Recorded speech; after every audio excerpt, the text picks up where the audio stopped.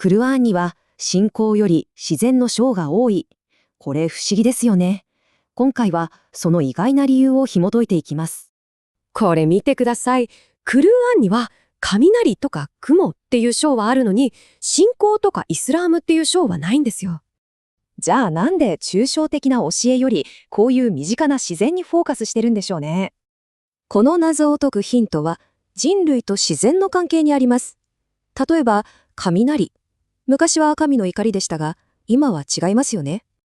つまり知識が増えるほど神様は減っていく。科学がかつての迷信を解き明かしたということですね。で、この考え方だとクルアンは科学と信仰の間にちゃんと線を引いてるってことなんです。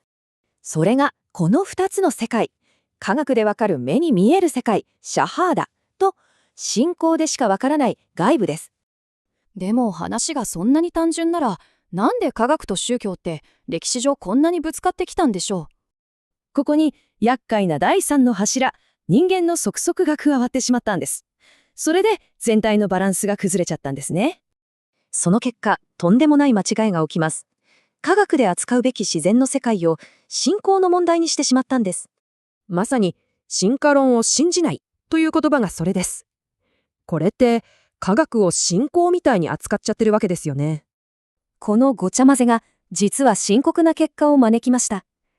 科学の進歩が宗教によって止められてしまったんです。例えば、印刷技術。イスラーム世界ではヨーロッパからなんと300年近くも導入が遅れたと言われています。それだけじゃありません。当時、最先端だった天文台が迷信で破壊されたりもしました。さあ、ここで最初の謎に戻ります。じゃあ、クルアンの自然に関する章にはどんな意味があるんでしょう？答えは、この例え話にあります。クルアンは自然を指す指。大事なのは指じゃなくて、その先を見ることです。クルアンが指し示す先、それは宇宙や自然そのもの。それこそが私たちが読むべきもう一冊の本なんです。